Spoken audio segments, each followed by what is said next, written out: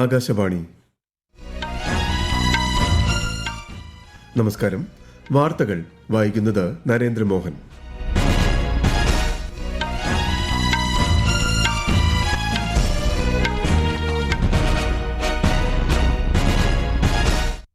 പ്രധാന വാർത്തകൾ. പ്രധാനമന്ത്രി നരേന്ദ്രമോദി ഇന്ന് കർണാടകയും തെലങ്കാനയും സന്ദർശിക്കും. തെലങ്കാനയിൽ 9,400 കോടി രൂപയുടെ വിവിധ പദ്ധതികൾക്ക് തുടക്കമിടും. കേരളത്തിൽ സർക്കാർ രൂപീകരണവുമായി ബന്ധപ്പെട്ട് കോൺഗ്രസ് സമിതി ന്യൂഡൽഹിയിൽ യോഗം ചേർന്നു. മുഖ്യമന്ത്രി പ്രഖ്യാപനം ഉടനുണ്ടാകുമെന്ന് സൂചന. തമിഴ്നാട് മുഖ്യമന്ത്രിയായി TVK അധ്യക്ഷൻ C. ജോസഫ് വിജയ് ഇന്ന് സത്യപ്രതിജ്ഞ ചെയ്ത് അധികാരമേൽക്കും. രാജ്യത്തെ പ്രളയ ഉഷ്ണതരംഗ സാഹചര്യങ്ങൾ നേരിടാനുള്ള തയ്യാറെടുപ്പുകൾ വിലയിരുത്താൻ കേന്ദ്ര ആഭ്യന്തരമന്ത്രി അമിത് ഷായുടെ അധ്യക്ഷതയിൽ ഇന്ന് ന്യൂഡൽഹിയിൽ ഉന്നതതല യോഗം ചേരും. കേരളത്തിൽ ബുധനാഴ്ച വരെ ശക്തമായ മഴയ്ക്ക് സാധ്യതയുള്ളതായി കാലാവസ്ഥാ നിരീക്ഷണ കേന്ദ്രം. കേരള ലക്ഷദ്വീപ് തീരങ്ങളിൽ മത്സ്യബന്ധനത്തിന് വിലക്ക്. IPL ക്രിക്കറ്റിൽ രാജസ്ഥാൻ റോയൽസിനെതിരെ ഗുജറാത്ത് ടൈറ്റൻസിന് 77 റൺസ് വിജയം. വാർത്തകൾ വിശദമായി. പ്രധാനമന്ത്രി നരേന്ദ്രമോദി ഇന്ന് കർണാടകയും തെലങ്കാനയും സന്ദർശിക്കും. രാവിലെ 11 മണിയോടെ ബംഗളൂരുവിൽ നടക്കുന്ന ആർട്ട് ഓഫ് ലിവിംഗിന്റെ 45ാം വാർഷികാഘോഷങ്ങളിൽ പ്രധാനമന്ത്രി പങ്കെടുക്കും. പരിപാടിയിൽ ശ്രീ മോദി സദസ്സിനെ അഭിസംബോധന ചെയ്യും. തുടർന്ന് ഹൈദരാബാദിലേക്ക് തിരിക്കുന്ന പ്രധാനമന്ത്രി ഉച്ചകഴിഞ്ഞ് 3 മണിയോടെ 9,400 കോടി രൂപയുടെ വിവിധ വികസന പദ്ധതികളുടെ ഉദ്ഘാടനവും തറക്കല്ലിടലും നിർവഹിക്കും.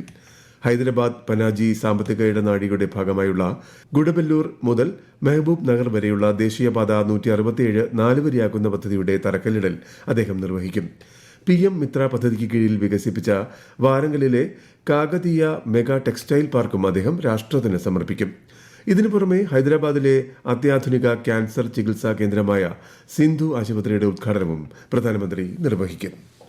കേരളത്തിലെ സർക്കാർ രൂപീകരണവുമായി ബന്ധപ്പെട്ട് കോൺഗ്രസ് ഉന്നതാധികാര സമിതി ഇന്നലെ ന്യൂഡൽഹിയിൽ യോഗം ചേർന്നു. കോൺഗ്രസ് അധ്യക്ഷൻ മല്ലികാർജ്ജുൻ ഖാർഗെയുടെ വസതിയിൽ നടന്ന യോഗത്തിൽ മുതിർന്ന നേതാവ് രാഹുൽ ഗാന്ധി, കേരളത്തിന്റെ ചുമതലയുള്ള general secretary Deepa Das Munshi, KC Venugopal എന്നിവരും കേരളത്തിൽ നിന്നുള്ള മുതിർന്ന നേതാക്കളായ രമേശ് ചെന്നിത്തല, VD സതീശൻ എന്നിവരും പങ്കെടുത്തു. പുതിയ കേരള മുഖ്യമന്ത്രിയെ സംബന്ധിച്ച അന്തിമ തീരുമാനം മല്ലികാർജ്ജുൻ ഖാർഗെയും രാഹുൽ ഗാന്ധിയും ചേർന്ന് കൈക്കൊള്ളുമെന്ന് പാർട്ടി അറിയിച്ചു. മുഖ്യമന്ത്രിയുടെ പേര് ഉടൻ പ്രഖ്യാപിക്കുമെന്നാണ് വിവരം. തമിഴ്നാട് മുഖ്യമന്ത്രിയായി തമിഴ്നാട് വെട്രി കഴകം അധ്യക്ഷൻ C. ജോസഫ് വിജയ് ഇന്ന് സത്യപ്രതിജ്ഞ ചെയ്ത് അധികാരമേൽക്കും. ചെന്നൈ നെഹ്റു ഇൻഡോർ സ്റ്റേഡിയത്തിൽ രാവിലെ 10 മണിക്കാണ് സത്യപ്രതിജ്ഞാ ചടങ്ങുകൾ നടക്കുക. സംസ്ഥാന ഗവർണർ വിശ്വനാഥ് അർലേക്കർ സത്യവാചകം ചൊല്ലിക്കൊടുക്കും. വിശദാംശങ്ങളിലേക്ക്. വിജയ്ക്കൊപ്പം TVKയിൽ നിന്നുള്ള 9 മന്ത്രിമാരും ഇന്ന് സത്യപ്രതിജ്ഞ ചെയ്യുമെന്നാണ് പ്രതീക്ഷിക്കുന്നത്. 234 അംഗ സഭയിൽ 120 MLA-മാരുടെ പിന്തുണ ഉറപ്പാക്കിയതിനെ തുടർന്ന് തമിഴ്നാട് ഗവർണർ രാജേന്ദ്ര വിശ്വനാഥ് അർലേക്കർ വിജയെ മുഖ്യമന്ത്രിയായി നിയമിക്കുകയായിരുന്നു. 2 MLA-മാർ വീതമുള്ള VCK, IUML എന്നീ പാർട്ടികളുടെ പിന്തുണാ കത്തുകൾ സമർപ്പിച്ചതിനെ തുടർന്നാണ് അദ്ദേഹത്തെ മുഖ്യമന്ത്രിയായി നിശ്ചയിച്ചത്. സംസ്ഥാനത്ത് പുതിയ സർക്കാർ രൂപീകരിക്കാൻ ഗവർണർ വിജയെ ക്ഷണിച്ചതായി രാജ്ഭവൻ പത്രക്കുറിപ്പിൽ അറിയിച്ചു. 2026 മെയ് 13-നകം നിയമസഭയിൽ വിശ്വാസവോട്ട് തേടാനും ഗവർണർ നിയുക്ത മുഖ്യമന്ത്രിയോട് നിർദ്ദേശിച്ചിട്ടുണ്ട്. News desk Akashvani. പുതുച്ചേരി മുഖ്യമന്ത്രിയായി N. രംഗസ്വാമിയെ രാഷ്ട്രപതി ദ്രൗപദി മുർമു നിയമിച്ചു. ഈ മാസം 13-ന് അദ്ദേഹം മുഖ്യമന്ത്രിയായി സത്യപ്രതിജ്ഞ ചെയ്യും. 5ാം തവണയാണ് ശ്രീ രംഗസ്വാമി പുതുച്ചേരി മുഖ്യമന്ത്രിയാകുന്നത്. ഏപ്രിലിൽ നടന്ന തെരഞ്ഞെടുപ്പിൽ AINRC-യുടെ നേതൃത്വത്തിലുള്ള NDA മികച്ച വിജയം നേടിയിരുന്നു. അസമിൽ പുതിയ സർക്കാരിന്റെ സത്യപ്രതിജ്ഞ മറ്റന്നാൾ നടക്കും. BJP നേതൃത്വം നൽകുന്ന NDA തുടർച്ചയായ 3ാം തവണയാണ് ഇവിടെ അധികാരത്തിലെത്തുന്നത്. അതേസമയം അസമിൽ BJP നിയമസഭാ കക്ഷി നേതാവിനെ തിരഞ്ഞെടുക്കുന്നതിനായി പാർട്ടി MLA-മാരുടെ യോഗം ഇന്ന് ഗുവാഹത്തിയിൽ ചേരും. ഇന്ന് രാവിലെ 9 മണിക്ക് അടൽ ബിഹാരി വാജ്പേയി ഭവനിലാണ് പുതുതായി തിരഞ്ഞെടുക്കപ്പെട്ട MLA-മാർ ഒത്തുകൂടുന്നത്. വിദേശകാര്യമന്ത്രി S. ജയശങ്കർ ഇന്നലെ ട്രിനിഡാഡ് ആൻഡ് ടൊബാഗോയിലെ നെൽസൺ ദ്വീപ് സന്ദർശിച്ചു. ട്രിനിഡാഡ് ആൻഡ് ടൊബാഗോ പ്രധാനമന്ത്രി കമല പ്രസാദ് ബിസെസർ അദ്ദേഹത്തെ അനുഗമിച്ചു.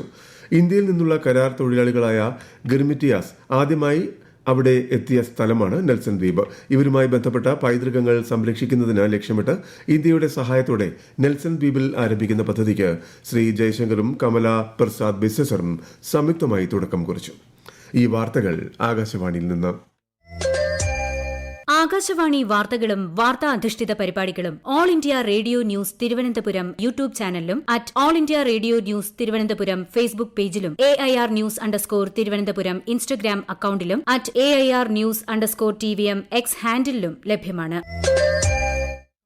ഇന്ന് അന്താരാഷ്ട്ര മാതൃദിനം. എല്ലാ വർഷവും മെയ് മാസത്തിലെ 2ാം ഞായറാഴ്ചയാണ് അന്താരാഷ്ട്ര മാതൃദിനമായി ആചരിക്കുന്നത്. തങ്ങളുടെ കുട്ടികളുടെ ക്ഷേമത്തിനായി ഉറക്കമില്ലാത്ത രാത്രികളും കഠിനാധ്വാനം ചെയ്യുന്ന പകലുകളും നീക്കിവയ്ക്കുന്ന എല്ലാ അമ്മമാരെയും ആദരിക്കുന്നതിന് ദിനാചരണം ലക്ഷ്യമിടുന്നു. ആഭ്യന്തര യുദ്ധങ്ങളിൽ പരിക്കേറ്റവരെ പരിപാലിക്കുന്നതിനായി സേവനം നൽകിയ അന്ന ജാർവിസ് എന്ന സമാധാന സംരക്ഷക തന്റെ അമ്മയ്ക്കായി പ്രത്യേക സ്മാരകം തീർത്ത 1908 മുതലാണ് അന്താരാഷ്ട്ര മാതൃദിന ആചരണം ആരംഭിച്ചത്.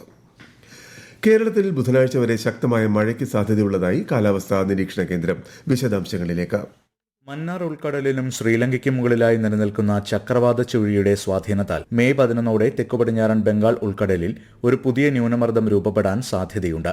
ഇതിനു പുറമെ തെക്കു പടിഞ്ഞാറൻ അറബിക്കടലിനും ലക്ഷദ്വീപിനും കേരള തീരത്തിനും മുകളിലായി മറ്റൊരു ചക്രവാത ചുഴിയും നിലനിൽക്കുന്നുണ്ട്. തിരുവനന്തപുരം, കൊല്ലം, പത്തനംതിട്ട, ആലപ്പുഴ, കോട്ടയം, ഇടുക്കി, എറണാകുളം ജില്ലകളിൽ ഇന്ന് മഞ്ഞ ജാഗ്രതയാണ്. കേരള ലക്ഷദ്വീപ് തീരങ്ങളിൽ മത്സ്യബന്ധനത്തിന് പോകാൻ പാടില്ലെന്ന് നിർദ്ദേശമുണ്ട്. News desk, Akashvani. രാജ്യത്തെ പ്രളയ ഉഷ്ണതരംഗ സാഹചര്യം നേരിടാനുള്ള തയ്യാറെടുപ്പുകൾ വിലയിരുത്തുന്നതിനായി കേന്ദ്ര ആഭ്യന്തരമന്ത്രി അമിത് ഷായുടെ അധ്യക്ഷതയിൽ ഇന്ന് ന്യൂഡൽഹിയിൽ ഉന്നതതല യോഗം ചേരും. കേന്ദ്ര ഏജൻസികളുടെ തയ്യാറെടുപ്പുകൾ, മുന്നറിയിപ്പ് സംവിധാനങ്ങൾ, വിഭവങ്ങളുടെ വിന്യാസം, ഏജൻസികൾ തമ്മിലുള്ള ഏകോപനം എന്നിവ മന്ത്രി യോഗത്തിൽ വിലയിരുത്തും. വിവിധ മന്ത്രാലയങ്ങൾ, വകുപ്പുകൾ, പൊതുമേഖലാ സ്ഥാപനങ്ങൾ എന്നിവയുടെ ഭാഗമായ ഔട്ട്സോഴ്സ് കരാർ ജീവനക്കാർക്ക് കൂടുതൽ സംരക്ഷണം ലഭ്യമാക്കാൻ ഉതകുന്ന നടപടികളുമായി കേന്ദ്ര സർക്കാർ. തൊഴിൽ ചട്ടം 2019 സെക്ഷൻ 17(1) അനുസരിച്ച് പ്രതിദിന വേതനം ഷിഫ്റ്റ് അവസാനിക്കുമ്പോഴും പ്രതിവാര വേതനം ആഴ്ചയിലെ അവധി ദിവസത്തിന് മുൻപും പ്രതിമാസ വേതനം അടുത്ത മാസത്തെ ആദ്യ 7 ദിവസത്തിന് ഉള്ളിലും ലഭ്യമാക്കണമെന്നും സർക്കാർ വ്യക്തമാക്കി. സമയബന്ധിതമായി വേതനം ലഭ്യമാക്കാത്ത സാഹചര്യങ്ങളിൽ പിഴ ഈടാക്കാൻ കരാറുകളിൽ വ്യവസ്ഥ വേണമെന്നും കേന്ദ്ര സർക്കാർ നിർദ്ദേശങ്ങളിൽ പറയുന്നു. IPL ക്രിക്കറ്റിൽ ഇന്നലെ നടന്ന മത്സരത്തിൽ രാജസ്ഥാൻ റോയൽസിനെതിരെ ഗുജറാത്ത് ടൈറ്റൻസിന് 77 റൺസിന്റെ തകർപ്പൻ വിജയം. ഗുജറാത്ത് ഉയർത്തിയ 230 റൺസ് എന്ന ലക്ഷ്യം പിന്തുടർന്ന രാജസ്ഥാൻ റോയൽസിന് 16.3 ഓവറിൽ 152 റൺസ് എടുക്കുന്നതിനിടെ മുഴുവൻ വിക്കറ്റുകളും നഷ്ടമായി. ഇന്ന് 2 മത്സരങ്ങളാണുള്ളത്. ഉച്ചകഴിഞ്ഞ് 3:30 ചെന്നൈയിലെ MA ചിദംബരം സ്റ്റേഡിയത്തിൽ നടക്കുന്ന ആദ്യ മത്സരത്തിൽ Chennai Super Kings Lucknow Super ജയന്റ്സിനെ നേരിടും. രാത്രി 7:30 റായ്പൂരിൽ നടക്കുന്ന 2ാം മത്സരത്തിൽ റോയൽ ചലഞ്ചേഴ്സ് ബംഗളൂരു മുംബൈ ഇന്ത്യൻസുമായി ഏറ്റുമുട്ടും. താഷ്കന്റിൽ നടക്കുന്ന അണ്ടർ-15, അണ്ടർ-17 ഏഷ്യൻ ബോക്സിംഗ് ചാമ്പ്യൻഷിപ്പിൽ ഇന്ത്യ മികച്ച പ്രകടനം കാഴ്ചവെച്ചു. ഇന്നലെ നടന്ന അണ്ടർ-15 പെൺകുട്ടികളുടെ വിഭാഗം സെമിഫൈനൽ വിജയിച്ച് 9 ബോക്സർമാർ ഫൈനലിലേക്ക് പ്രവേശിച്ചു. ലോക പ്രശസ്തമായ സോമനാഥ് ക്ഷേത്രം അതിന്റെ പുനർനിർമ്മാണത്തിന്റെ 75ാം വാർഷികം ആഘോഷിക്കുന്നു. സോമനാഥ് അമൃത് പർവ് ആഘോഷങ്ങളിൽ പ്രധാനമന്ത്രി നരേന്ദ്രമോദി പങ്കെടുക്കും. തീർത്ഥാടന കേന്ദ്രം എന്നതിലുപരി പരിസ്ഥിതി സംരക്ഷണത്തിൽ ഇന്ത്യയിലെ ആദ്യത്തെ നെറ്റ് സീറോ ക്ഷേത്രമായി മാറുകയാണ് സോംനാഥ്. മിഷൻ ലൈഫ് പദ്ധതിയുടെ ഭാഗമായി ക്ഷേത്രത്തിലെ പൂക്കളിൽ നിന്നുള്ള അവശിഷ്ടങ്ങൾ കമ്പോസ്റ്റായും പ്ലാസ്റ്റിക് മാലിന്യങ്ങൾ പേവർ ബ്ലോക്കുകളായും ഇവിടെ മാറ്റുന്നു. കൂടാതെ അത്യാധുനിക മലിനജല സംസ്കരണ പ്ലാന്റുകൾ, മഴവെള്ള സംഭരണ സംവിധാനങ്ങൾ, മിയാവാക്കി വനങ്ങൾ എന്നിവയിലൂടെ കാർബൺ ബഹിർഗമനം പൂർണ്ണമായും ഇല്ലാതാക്കാനാണ് ട്രസ്റ്റ് ലക്ഷ്യമിടുന്നത്. ത്രിപുരയിലെ സപാഹിജല ജില്ലയിൽ ഇന്ത്യ ബംഗ്ലാദേശ് രാജ്യാന്തര അതിർത്തിയിലുണ്ടായ സംഘർഷത്തിൽ 3 ബംഗ്ലാദേശ് സ്വദേശികൾ കൊല്ലപ്പെട്ടു. 23 പേർക്ക് പരിക്കേൽക്കുകയും ചെയ്തു. വെള്ളിയാഴ്ച രാത്രി പതാരിയാദർ അതിർത്തിയിലെ 101-ാം നമ്പർ ഗേറ്റിന് സമീപമാണ് സംഭവം. മത്സ്യക്കുഞ്ഞുങ്ങളെ കടത്താനായി ഇന്ത്യൻ അതിർത്തിയിലേക്ക് അതിക്രമിച്ചു കയറിയ കള്ളക്കടത്ത് സംഘത്തെ BSF പെട്രോളിംഗ് സംഘം തടഞ്ഞതോടെയാണ് സംഘർഷം ആരംഭിച്ചത്. കീഴടങ്ങാനുള്ള BSFന്റെ നിർദ്ദേശം അവഗണിച്ച സംഘം സുരക്ഷാ സേനയ്ക്ക് നേരെ കല്ലെറിയുകയും അക്രമം അഴിച്ചുവിടുകയും ചെയ്തു. സ്ഥിതിഗതികൾ നിയന്ത്രണാതീതമായതോടെ BSF വെടിയുതിർക്കുകയായിരുന്നു. പ്രധാന വാർത്തകൾ വീണ്ടും.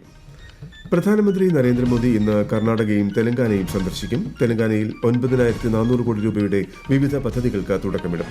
കേരളത്തിൽ സർക്കാർ രൂപീകരണവുമായി ബന്ധപ്പെട്ട് കോൺഗ്രസ് സമിതി ന്യൂഡൽഹിയിൽ യോഗം ചേർന്നു. മുഖ്യമന്ത്രി പ്രഖ്യാപനം ഉടനുണ്ടാകുമെന്ന് സൂചന.